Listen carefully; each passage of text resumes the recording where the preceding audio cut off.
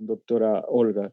¿Qué tipo de, no tanto más que qué tipo, sin idea de clasificar, o sea, qué administradores en este caso, dada esta pandemia que tenemos, qué administradores, qué formas de gestión debemos empezar a fomentar desde la administración o ya sea en el sector público, en el privado e inclusive en lo social, ¿no? Que efectivamente se reconfiguran y se reconocen estos tres tipos de espacios donde la gestión, la administración, pues tiene que estar presente para poder, como decía el doctor Guilherme, resolver y ser eficiente, pero no por sí misma, sino efectivamente para poder dar soluciones que la sociedad lo requiere a nivel de estos espacios, ¿no? Adelante, doctora. Gracias. Sí, pensando en esta administración que se plantea debe ser de interés de las universidades públicas, yo asumía que tanto en las universidades públicas como en las universidades privadas, la formación de profesionales en administración, que finalmente son los que van a materializar la práctica administrativa en el mundo empresarial, debe responder a las realidades y características de los contextos políticos, económicos, socioculturales, tecnológicos y ambientales de los países donde ellos se forman y no desde modas teóricas que se generan en otros territorios y también en otros momentos históricos, dado que estos consolidan el proceso de colonialismo epistémico que se conjuga con el colonialismo económico y con el étnico-racial. Al abandonar el interés emancipatorio en la formación del administrador, dejamos de lado el abordaje, el análisis y la comprensión de nuestras condiciones y nuestras problemáticas particulares y sus manifestaciones, así como de las amenazas y oportunidades que como región, país y localidad tenemos. Problemas, por ejemplo, referidos a los altos niveles de desempleo de la región, a un empleo informal que supera el 55% para Latinoamérica, a una altísima precarización laboral, un enorme rezago tecnológico y un uso instrumental de la tecnología, en conjunto con el desconocimiento de las pymes que constituyen más del 70% de nuestra composición empresarial, y que se convierten en el espacio laboral de cerca del 70% de los trabajadores de la región, nos hacen pensar que estamos dejando de lado muchas situaciones y muchas condiciones de los territorios, de las comunidades y de las empresas que aquí funcionan. Sin embargo, observamos que ellos quedan por fuera de los análisis y frente a los mismos se plantea una total indiferencia. Sobra advertir que aspectos centrales de la administración y las organizaciones, como son el trabajo y los modelos productivos, por citar solo algunos, suelen ser dos categorías que desaparecen en muchos de los programas de formación de los administradores tradicionales, lo que impide comprender las implicaciones dadas en las relaciones entre los sujetos y el trabajo y que a la vez permiten artificializar los análisis que mostramos como resultados de procesos de investigación. Lo anterior hace necesario orientarse a la creación de espacios reflexivos y de debate acerca de nosotros mismos, de las interacciones sociales, de la vida dada al interior de las organizaciones, pero también ha llegado la hora de revalorar las propuestas que desde nuestras academias y desde precursores estudiosos de la administración se orientaban al estudio y a la investigación de esas organizaciones y de esa administración mirada desde ópticas públicas, desde ópticas privadas y desde ópticas comunitarias. Estas propuestas lamentablemente han sido también desconocidas. Para citar solamente un ejemplo, en Colombia, pues me refiero a la propuesta planteada por el doctor Falsborda en relación con la investigación acción popular, que tuvo mucha aceptación en otras regiones del mundo, pero que pasó desapercibida en muchos de los espacios colombianos. Durante algún tiempo se reconoció de manera innegable a la universidad pública una responsabilidad y una capacidad para formar futuros profesionales con alta sensibilidad social y con una sólida formación política que les llevaba a reflexionar en torno a las características y los efectos que su labor profesional tenían en un medio empresarial y social concretos. La universidad pública de nuestros países ha resistido durante largo tiempo el avallazamiento del que ha sido objeto. Día a día se observa cómo está colocándose en riesgo su autonomía, su capacidad y para resistirse a esos órdenes instaurados. Hoy nos enfrentamos a una educación pública atravesada también por procesos eficientistas, que es mirada por muchos con desdén y por otros con desconfianza, donde sus profesores, investigadores, estudiantes y también egresados son señalados en el mejor de los casos como personas con incapacidad para ajustarse a las reglas de juego de la hora o como personas excesivamente formadas desde perspectivas fuertes a nivel teórico, pero con pocas herramientas e instrumentos que resulten de utilidad, entre comillas, para sostener, afianzar y consolidar las tendencias del sistema capitalista y de las formas productivas y de gestión que reconocemos en forma lacónica como únicas, como naturales e inamovibles.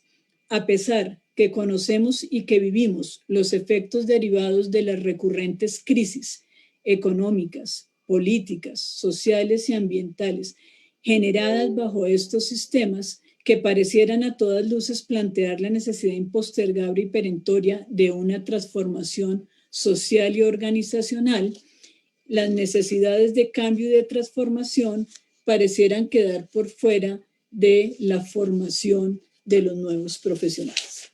De otra parte, el debilitamiento al que es llevada la universidad pública en algunos países y que se observa en las asignaciones presupuestales, el congelamiento de las plantas docentes, las dificultades para el manejo de sus infraestructuras, le piden muchas veces dar respuesta a procesos de evaluación centrados en rankings a los que nos sometemos sin garantizar la igualdad de condiciones.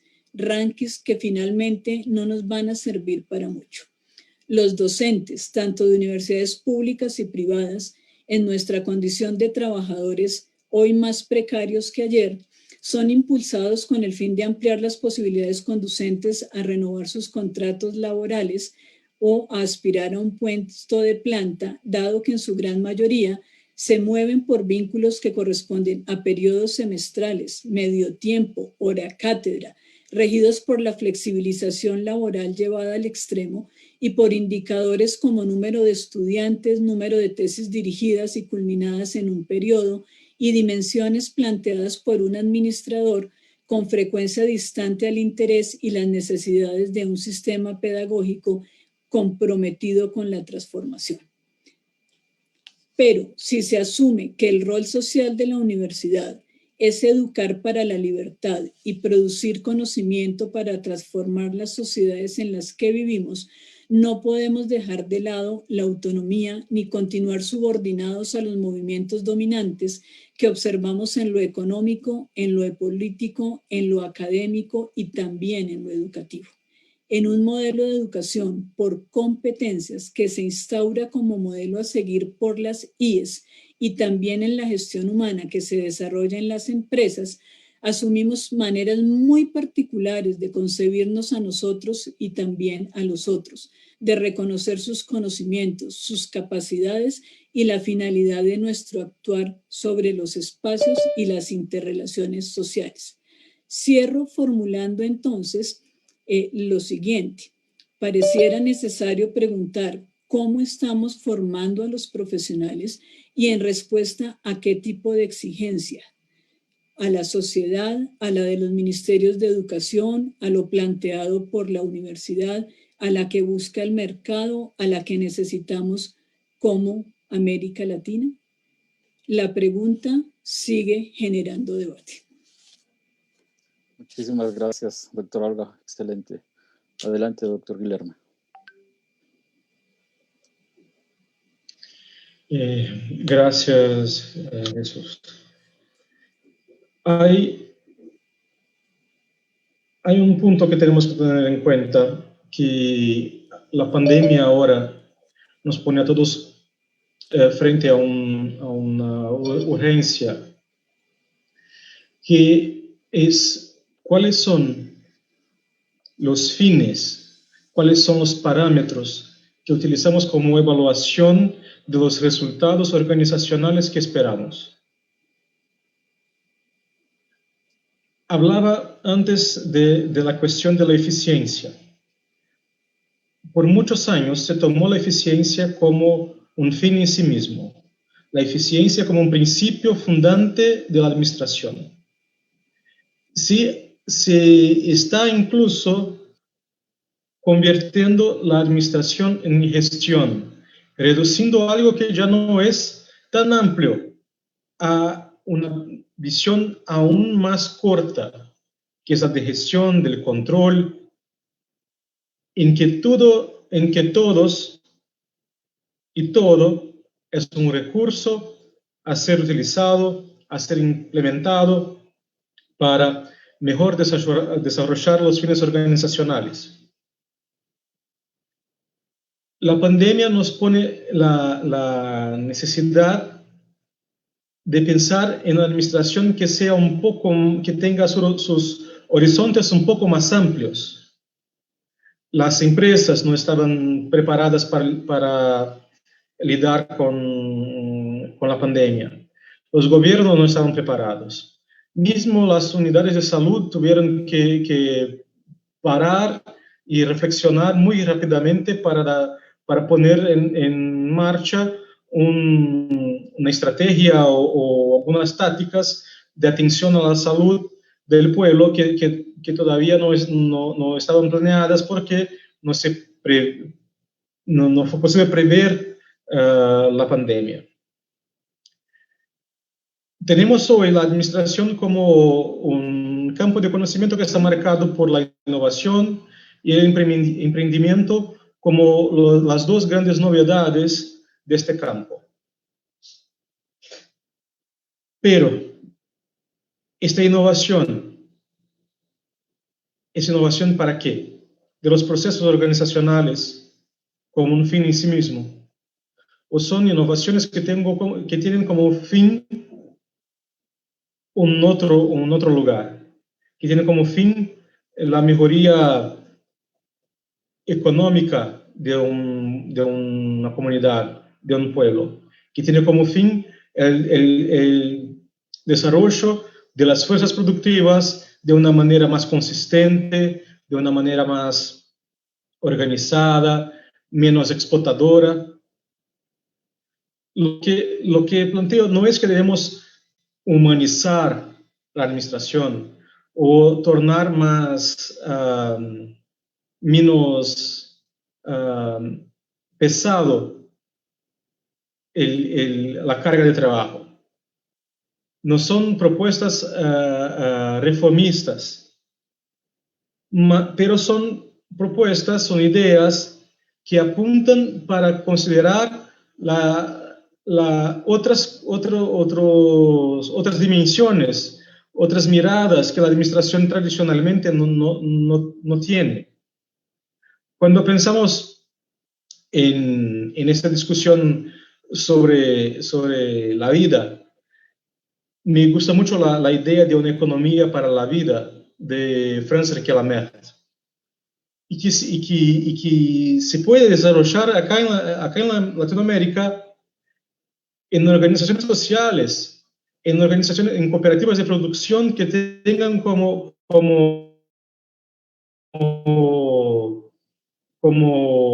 objetivo no solo el aspecto económico, sino también la necesidad social de aquellos que están en esta iniciativa económica y también de las comunidades donde ella. Por eso, me parece que buscar una que también se vuelva para la vida es algo necesario, porque lo que tenemos hoy con la trayectoria de dominación, de explotación, de acumulación de capital en Latinoamérica y de cómo Latinoamérica se pone en el contexto económico mundial. Si continuamos con estos mismos presupuestos teóricos, si continuamos con estas mismas bases de conocimiento tradicional, no lograremos avanzar en la calidad de vida, en la mejoría de los niveles de vida. Y la próxima pandemia, que muchos cientistas ya puntúan que va a haber, que puede haber otra, de otro virus, de otra formación microbiótica, nos va a caer tan mal o peor que la pandemia que vivimos ahora. Porque tenemos organizaciones económicas, sociales, civiles, estatales, que no se vuelven, que no están interesadas, que no ponen la vida de todos en primer lugar, que no tienen la vida, la preservación de la vida, la garantía de la posibilidad de reproducir la vida como un criterio elemental para su desarrollo. Eso para mí es algo incontornable, es algo urgente. No es para el próximo siglo, no es para después que tengamos un mejor desarrollo económico, es para ahora, es para ayer. Porque tenemos que tener en cuenta que la velocidad con la cual el ser humano está destruyendo la naturaleza, está eliminando sus propios medios de vida. Y por eso tenemos que pensar en organizaciones que tengan como horizonte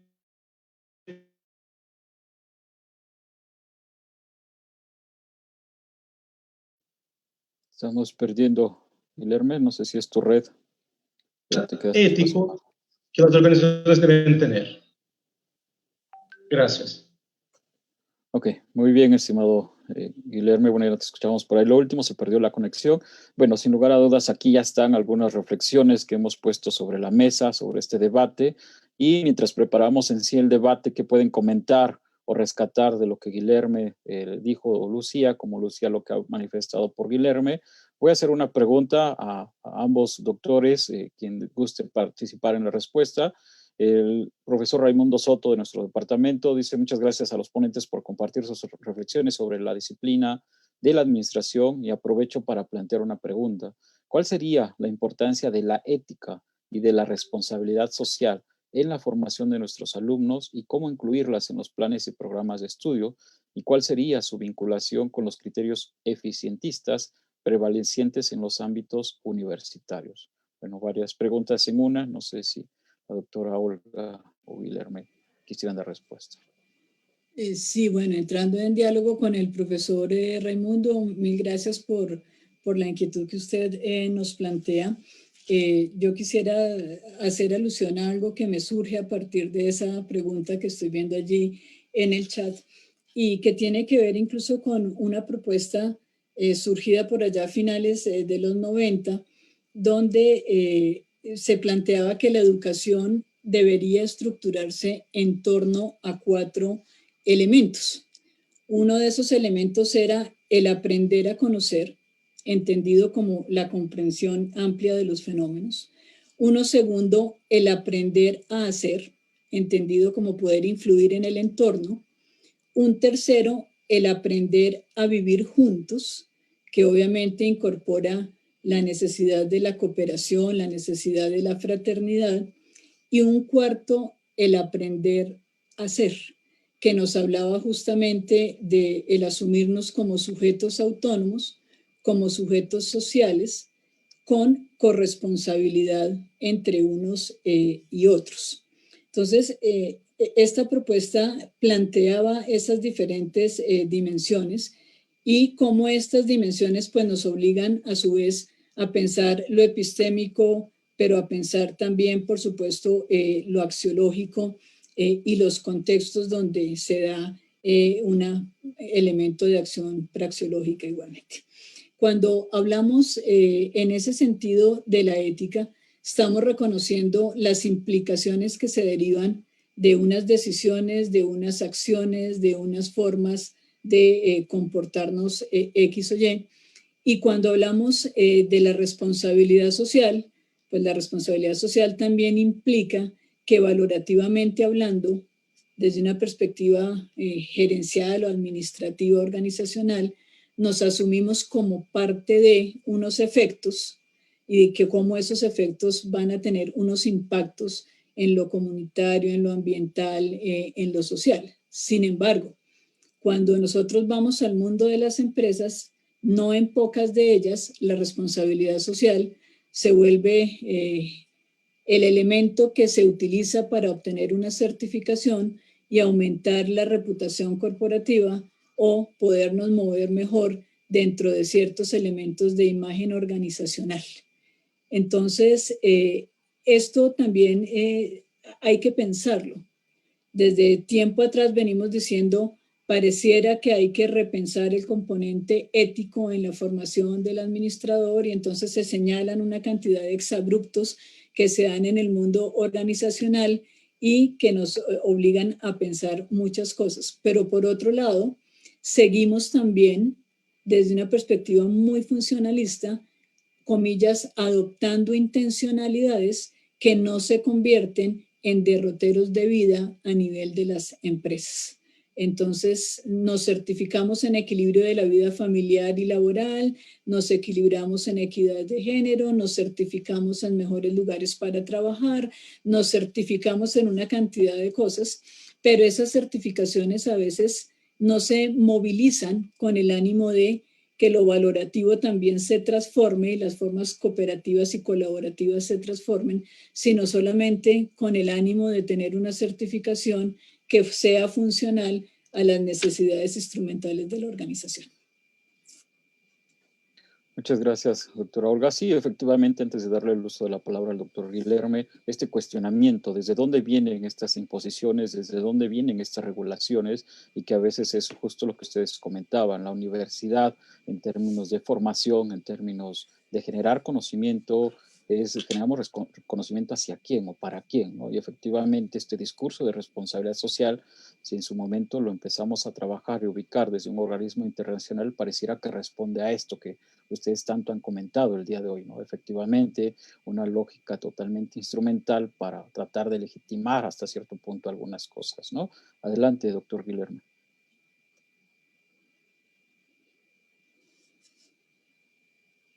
Tengo acuerdo, Jesús. A mí este tema de la ética es un tema muy caro, muy importante, porque yo soy un investigador de la ética en el ámbito organizacional, no tanto como responsabilidad social corporativa, sino como ética en organizaciones y busco siempre una fundamentación ética para los trabajos que hago, las investigaciones que hago, y eso para mí es una cuestión incontornable. Me parece que un poco lo que el doctor Raimundo Soto Sánchez está preguntando tiene que ver con lo que hablábamos antes, ¿no? Que muchas veces la ética se convierte, la ética en verdad es una palabra muy, muy interesante, porque no tiene un sentido muy claro para la mayoría de la gente, ¿no? Es diferente de cuando decimos amor. Amor es un sentido, pero uno relaciona con más o menos algunos criterios y piensa, bueno, eso es amor. Ética nos pone muchas dudas, quedamos casi con un vacío, con un sentido que no es dado en la interlocución. O sea, uno cuando dice ética no sabe lo que el otro que está escuchando va a pensar y si los presupuestos son más o menos similares o no. Esto es una característica de la ética que se convierte en una herramienta para que la ética sea utilizada como de acuerdo con quién habla, para defender sus intereses. Cada vez que tenemos una elección, los políticos se pelean para decir que uno es más ético que el otro, y no sabemos qué es lo que quieren decir con eso, ¿no? Cuando hablamos de ética en la formación de nuestros estudiantes, ¿de qué estamos hablando? Estamos hablando de un concepto también vacío, de un concepto también que no tiene sus características fundamentales aclaradas. Yo soy profesor de ética en administración, en el pregrado. Y esta disciplina es muy interesante porque me permite hablar con ellos sobre una preparación para ser una persona política.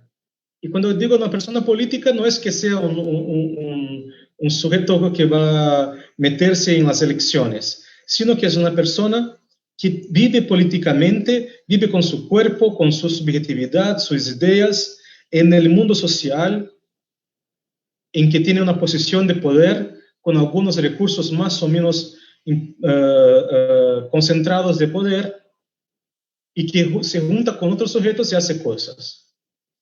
Entonces, la primera cosa es que ética no es un apéndice, ética no es un criterio secundario para garantizar la valorización del capital en las organizaciones empresariales.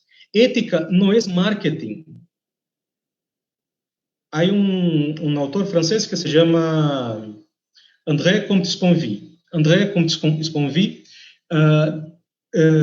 utiliza a veces la expresión markética como el hijo del marketing con la ética, para decir de los programas de responsabilidad social, de responsabilidad socioambiental o ambiental, de la ética corporativa, que es simplemente un simulacro de lo que sería ética, que tiene una apariencia aparentemente es ética, pero que no tiene los criterios, no tiene los principios éticos que sean aclarados para las personas. Por eso, para mí la ética ela es absolutamente importante y fundamental, porque la ética hoy nos exige de nosotros que nosotros en cuanto investigadores, docentes, estudiantes de la administración, pensemos qué tipo de organizaciones necesitamos en el futuro para enfrentar los problemas sociales que tenemos. ¿Qué tipo de organización, cómo se organiza la realidad social para enfrentar la pandemia? Tenemos ahora en Brasil un problema terrible con el plan de vacunación. No hay un plan de vacunación.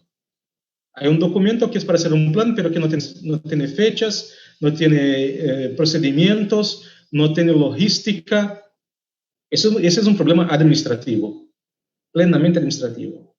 Pero que se trata de una manera absolutamente no ética, no es antiética, pero que no considera la ética, que no considera la necesidad de producción y reproducción de la vida de los sujetos humanos en este país.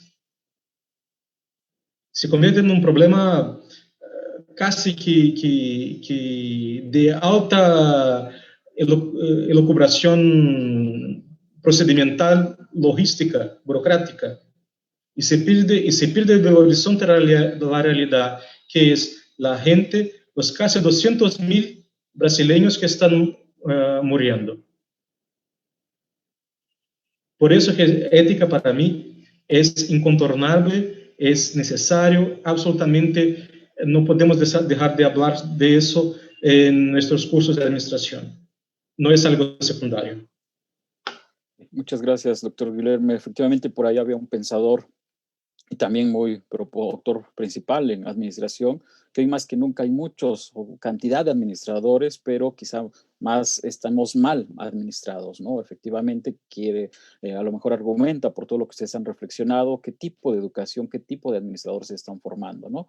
Bueno, hay otras dos preguntas de la profesora Alma Patricia Duna, que se encuentra con nosotros, y del doctor Carlos Juan Núñez, y la primera de la maestra Alma Patricia Duna dice, si nos pudieran comentar el tema de la vinculación empresa-universidad, cómo están en sus países en este momento de situaciones críticas, ¿no? Y si reunimos una vez la pregunta, porque también tiene que ver con la anterior, del doctor Carlos Juan, ¿cuáles serían los principios éticos deseables en la administración, ¿no? Se disculpa porque aparece con cámara bloqueada por la situación que teníamos hace rato, a ver si el equipo ya se la habilita, ¿no?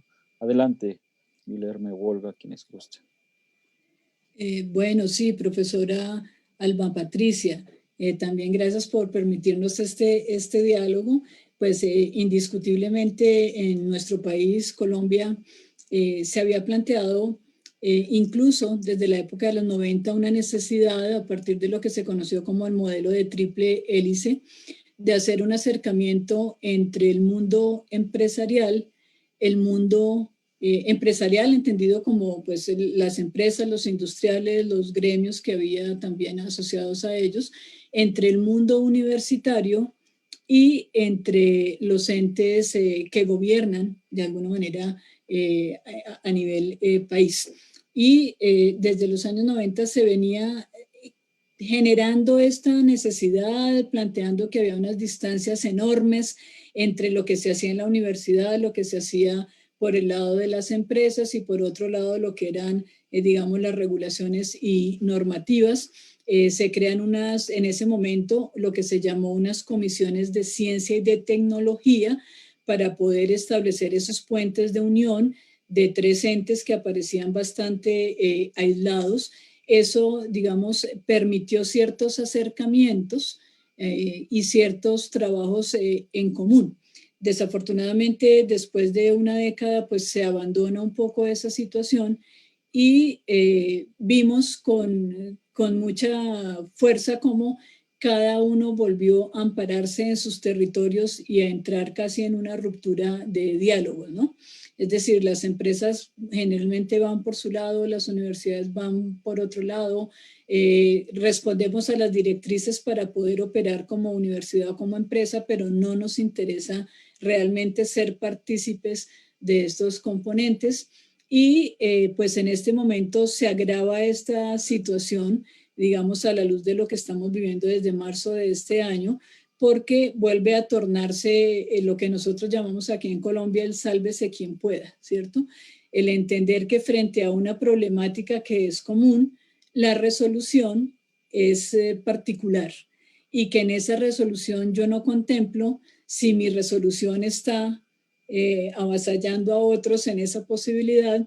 Entonces, en este momento, la gran preocupación, infortunadamente, pues de este vínculo no aparece como una necesidad fundamental de las agendas. En este momento, infortunadamente, cada cual está mirando de cara a un futuro cercano, 2021, comillas, cómo va a operar, cómo va a sobreaguar esta situación que más que económica es una situación humana, ¿cierto?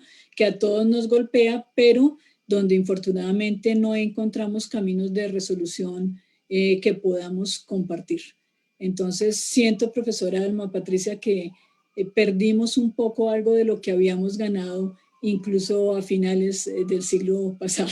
Siento que ante esta pandemia nos volvimos cada uno a meter en sus fronteras, a demarcar espacios y casi que a mirarnos con mucha desconfianza, desafortunadamente.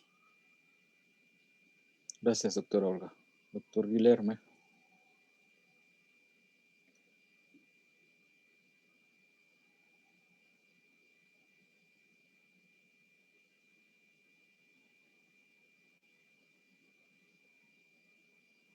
Adelante, doctor Guilherme. Hola.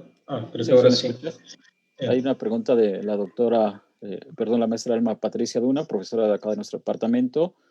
Si pudieran comentar cómo está, en caso particular de Brasil, la relación o vinculación universidad-empresa, ¿no?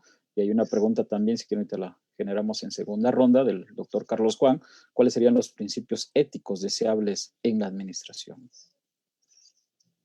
Gracias por las preguntas. Este tema de la pregunta de la doctora Alma Patricia Duna es un tema muy rico y podríamos hablar sobre eso casi que por toda una tarde si tuviéramos el tiempo, ¿no? En Brasil tenemos ahora un gobierno que es una contradicción en términos, porque se dice liberal en la economía,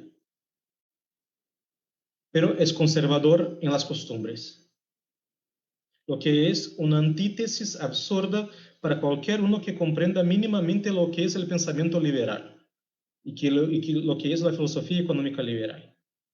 Este gobierno que es liberal en la economía y conservador en las costumbres está interviniendo en las universidades. De las casi 80 universidades brasileñas, 20 ahora tienen rectores que no son elegidos por su comunidad universitaria, sino que son escogidos por el presidente de la República. Y estos 20 rectores tienen un compromiso personal con el presidente de la República. Y están haciendo una caza a las brujas a profesores que tengan alguna vinculación un poco más crítica o mismo que sea simplemente de las humanidades. No hay recursos para investigaciones en humanidades y los recursos que están disponibles son cada vez más para pesquisas, para investigaciones, perdón, de tecnología. Entonces hay mucho dinero mucho no, pero hay dinero para quien estudia emprendimientos, para quien estudia economía verde, agrobusiness. Eso coloca una relación entre universidad y empresa en la cual las universidades en Brasil están siendo colocadas al servicio de las empresas. Desarrollan tecnología, desarrollan tecnología informacional, física, humana para las empresas. Es casi que como una tercerización de la investigación y desarrollo de las empresas para las universidades. Nos estamos convirtiendo en oficinas de desarrollo y investigación de las empresas. Los sectores de la universidad que lo pueden hacer y los otros sectores no. Se quedan sin plata, sin recursos, sin personal, sin nada. Y la pregunta del doctor Carlos Juan, que es los principios éticos deseables en la administración. Creo que tenemos que pensar qué tipo de administración deseamos. Si deseamos una administración que sea inclusiva, que sea económicamente interesada en las necesidades del pueblo, entonces tenemos que tener principios éticos que sean también críticos de la manera como vive el pueblo en nuestra región hoy. Principios éticos que sean colectivistas, que sean potencializadores de las capacidades humanas, que sean agregadores, que transformen la competencia uno a uno en una competencia saludable para que todos juntos lleguen a un futuro mejor. Esa es una posición un poco utópica, pero si uno no piensa un poco en la utopía, creo que no vamos a lugar ninguno. Gracias. Gracias, doctor Guillermo. Doctora Olga, si quiere comentar sobre esta última pregunta del doctor Carlos Juan, ¿cuáles son los principios éticos? Sí, indiscutiblemente, pues estos principios éticos irían asociados a los propósitos y a las intencionalidades que tenemos en lo que hacemos, que es, digamos, conformación como una organización orientada hacia la educación, donde hay una misión, donde hay unas visiones, donde hay unos principios fundamentales, pero ante todo donde se entiende que la organización universitaria no es una empresa. El problema que yo veo es que infortunadamente las universidades han sido asimiladas a la categoría de empresa y el servicio educativo pues hace parte de lo que se mercadea en el mundo actual. Lo digo un poco por la situación de Colombia, en donde ustedes saben que hay una gran participación y presencia de universidades privadas frente a universidades públicas y hay una gran fragmentación entre los servicios educativos públicos de la universidad pública, los servicios educativos de la universidad privada, y donde dentro de las universidades privadas se asume que hay organizaciones de primer orden, de segundo orden, de tercer orden. Y esto en sí ya nos plantea una discusión desde una perspectiva ética, porque sería justamente plantearnos que dependiendo del lugar en el que nosotros o bien trabajamos como docentes, investigadores o administrativos, o bien estudiamos, pues vamos a tener acceso a una serie de concomitantes de naturaleza ética. Y justamente esta fragmentación, esta división, estas altas distancias de poder que caracterizan a nuestra sociedad colombiana, pues nos colocan en una situación de desventaja, digo yo, porque es muy difícil encontrar proyectos comunes y en el concepto de lo ético debe haber una apuesta común. Entonces, siento que habría que pensar cuál es ese propósito organizacional, si estamos ubicados en una universidad, pero también cuál es el propósito formativo que nosotros queremos resaltar frente a estos jóvenes o adultos que llegan a conformarse y a perfeccionarse en un nivel de conocimiento que de hecho ya traen, ¿no? Pero repito, no hay un proyecto común. Y pienso que para lo ético debe haber también un proyecto envolvente. No puede ser una condición individual.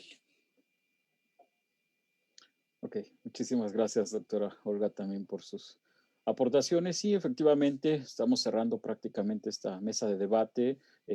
Traen sobre la mesa esto que hemos puesto de manifiesto, quizás se trazan las coordenadas, las directrices, los retos y desafíos que tenemos para impulsar efectivamente esta administración crítica.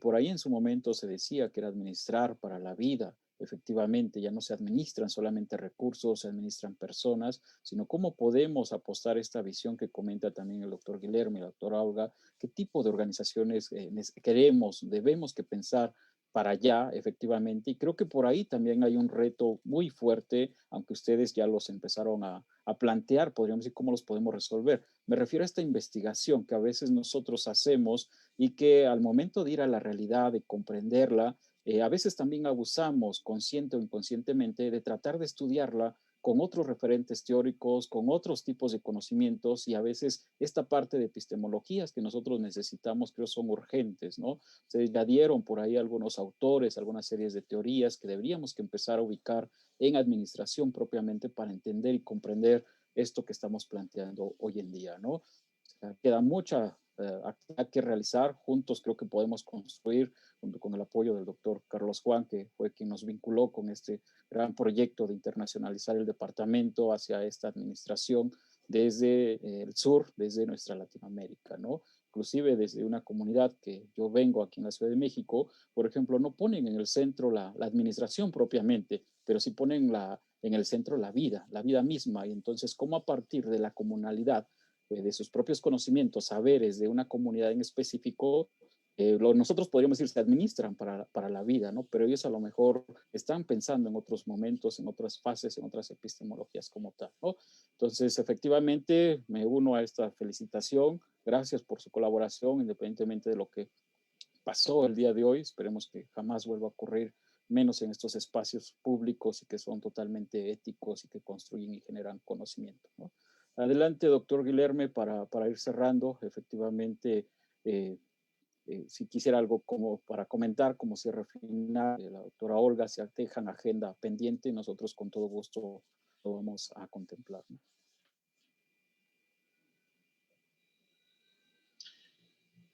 Antes de todo, gracias, doctor Jesús, por la mediación muy tranquila y muy atenciosa que hiciste.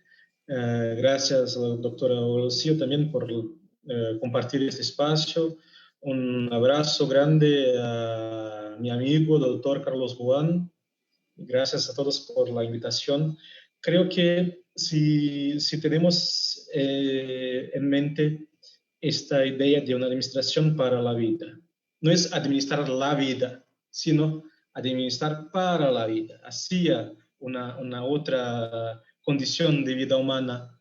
Eh, eh, Tenemos mucho que aprender con nuestros pueblos originarios, tenemos mucho que aprender con las comunidades en que vivimos, con la gente que está por ahí desde siempre luchando para vivir, para sobrevivir y para crear condiciones de producir su vida. Tenemos que mirar menos para los modelos que vienen listos de los países centrales con sus ideas de rankings, de índices elevadísimos y todo eso, y mirar un poco más para la gente con quien vivimos, para la gente para quien tenemos que pensar las políticas públicas, para quien tenemos que pensar la producción de bienes, de servicios, porque la administración, cuando hablamos de una administración para la vida, estamos hablando de eso, de poner la administración no al servicio de la acumulación, no al servicio de la dominación, sino que al servicio de quienes son los excluidos, los dominados, los oprimidos, como hablaba Paulo Freire, ¿no?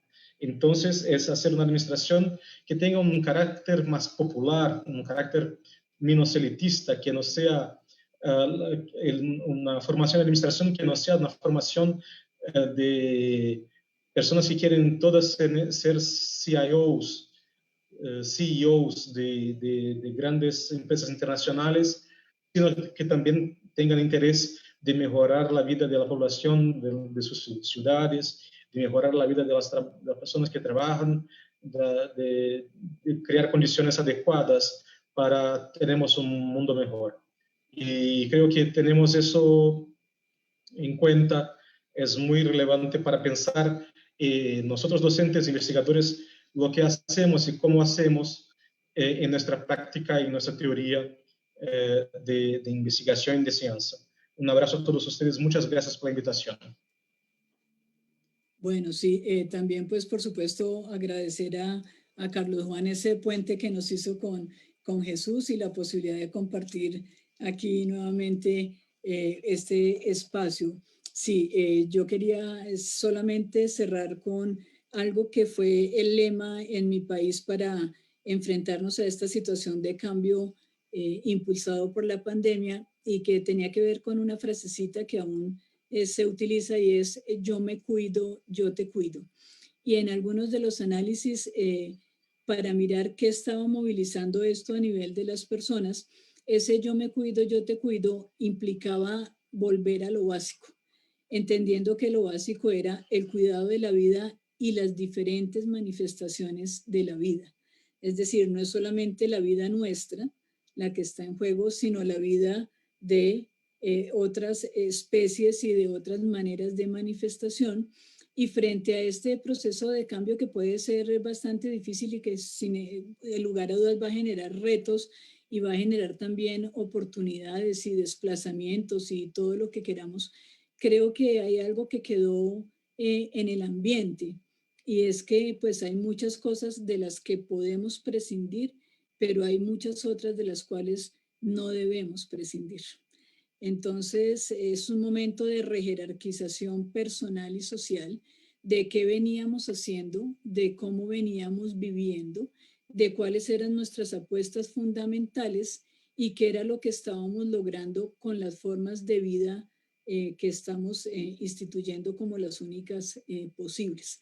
Creo que en estos 9 meses pues hemos tenido todos que confrontarnos, que mirarnos a los ojos de nosotros mismos y de alguna manera pues reconocer que había cosas que estábamos haciendo que se tornan absolutamente ambiguas y vacías frente a la situación que está por venir.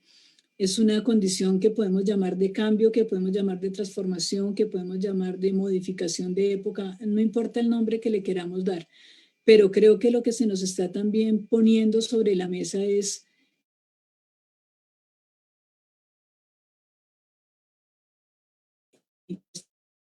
de la vida.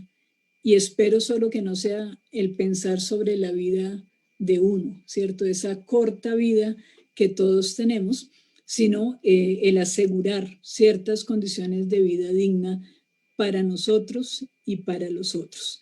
Creo que la pandemia pues nos coloca en esa posibilidad y nos recuerda que no hemos encontrado otro planeta al cual irnos, porque si lo hubiéramos hecho ya estaríamos allí depredándolo. La pandemia también nos coloca sobre la mesa que el único planeta que tenemos para vivir la vida como la conocemos o cercana a lo que la conocemos es el que tenemos ahora. Y es ese que está mandando señales de agotamiento y señales de cansancio y señales de que esto, si sigue seguramente así, no va por muy buen camino. Así que empezamos pues una segunda década de un siglo que a todos nos obligó a refrenarnos y a hacer de alguna manera reflexión en relación a cómo vivimos. Y en ese cómo vivimos está cómo trabajamos. Y en ese cómo trabajamos está cómo acompañamos a otros y cómo somos acompañados. Entonces, pues agradecerles su presencia, el espacio, por supuesto, y ojalá haya de aquí en adelante un futuro para que podamos seguir pensándonos y cuestionándonos. Muchísimas gracias. Un abrazo para todos. Gracias, doctora Olga. Gracias, doctor Guilherme. Efectivamente, repensar lo social desde nuestra disciplina en administración va a ser sustancial para esto que han comentado. Creo que se han puesto sobre la mesa y por lo tanto también se agradece por todos los ponentes, por el profesor Marcelino Hilario Simón, una muy buena mesa, muy interesante, la maestra Alma Patricia Duna y el mismo doctor Carlos Juan, y bueno, también todas las preguntas que han realizado, ¿no? ¿Qué sigue? Efectivamente, pues hemos trazado quizá pues la agenda sobre lo que debemos que hacer, lo que debemos que empezar a trabajar. Y justo pasaba esto, yo lo reflexionaba y con esto quiero cerrar esta mesa de debate en un seminario de cooperativismo que nosotros tenemos en la licenciatura en administración, que es esta forma de cómo administramos para la vida del todos, del pluriverso también, ¿no? Y efectivamente ahí decíamos, bueno, nos han enseñado a maximizar la ganancia, a administrar para ganar más, para acumular más y para dominar, pero ahora que nos preguntamos y cómo administramos para esto, es ahí donde las áreas funcionales quizá hay que repensarlas, hay que reubicarlas sobre estos referentes, ¿no? Entonces es ahí que el trabajo es bastante, debemos que empezar a contribuir como universidades públicas, profesores investigadores en administración, en la disciplina como tal, y también de estudiosos de las organizaciones, ¿no? Y pues no me resta más que agradecer, esperemos que, y estoy seguro que no va a ser efectivamente la primera y última vez que vamos a tener contacto por ahí, vamos a generar ya estrechos lazos de relación para que podamos plantear una administración desde el sur y que es propósito también del departamento junto con todos los profesores investigadores, ¿no? Nuevamente se suman a felicidades el doctor Carlos Juan, el doctor Raimundo, y felicidades por todas estas actividades y los invitamos a que sigan nuestro coloquio. Hay interesantes debates también el día de mañana, el día de la tarde, y sí, también cuál se debería hacer la investigación en administración o cuáles son los retos y desafíos el próximo miércoles, ¿no? Un abrazo, gracias Olga, gracias Guilherme, y estamos en contacto y en comunicación. Muchas gracias a todos y a todas.